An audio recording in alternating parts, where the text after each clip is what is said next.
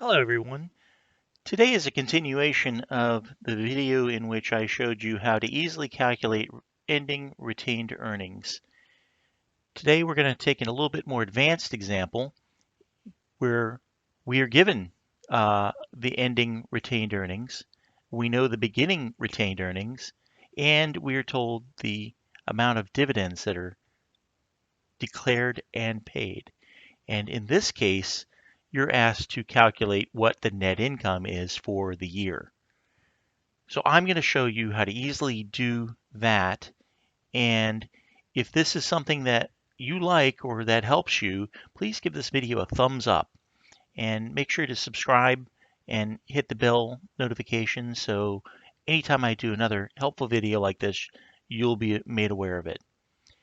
All right, let's talk about this. So we've got the beginning retained earnings for the year ending in 1, and we've got the ending retained earnings, and that's going to be for the year ending in 2.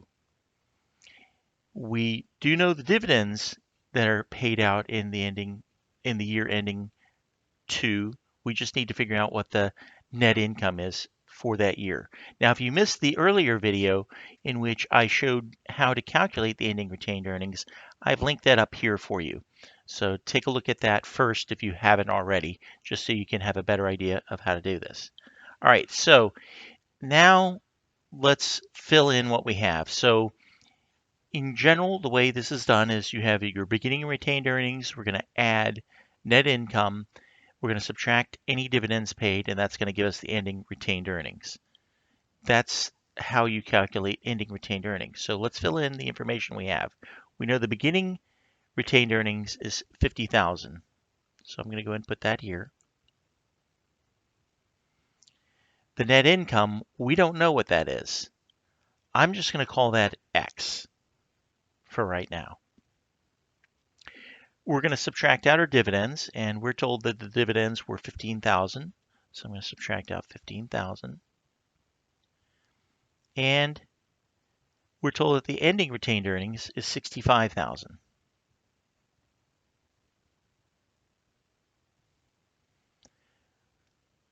So to find this, when we have these other numbers, it just becomes an algebra problem. So I'm going to reset this up like an algebra problem, and we're going to solve for the x. So we start with the 50,000. And because we add the net income, I'm going to add our x. That's what we're looking for. We're going to subtract from that our dividends, which is $15,000. And that's going to equal our ending retained earnings, which is $65,000. So we've got an algebra problem here in which we're going to solve for x. And if you don't remember how to solve for x in algebra, I've got a helpful video up here that will show you how to solve for x. So that will be a nice refresher for you. We're solving for x, so let's get everything on the left-hand side together. And then once we do that, we want to get the x isolated. So I'm going to take the 50,000 and I'm going to subtract out the 15,000 from that. So in other words, I'm combining this term and that term. So that gives me 35,000. I still have the plus x, that didn't go away, and it still equals 65,000. Now we want to get the x by itself, so we want to get this 35,000 out of here. So I'm going to do the opposite. It's a positive 35,000, so I'm going to subtract 35,000 from both sides because we want to stay in balance. So subtract 35,000 from both sides. This becomes a 0, and so I've got an x, so it's 0 plus x equals, and if I have 65,000 and I subtract 35,000 from it, that leaves me $30,000. So our x is $30,000. That is our net income for the year ending in 2.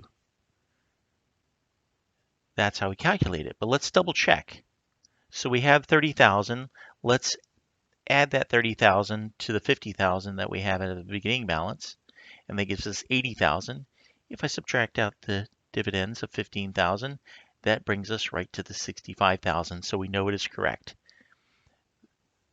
That, folks, is how you calculate the net income when you know the beginning retained earnings, the ending retained earnings, and the amount of dividends.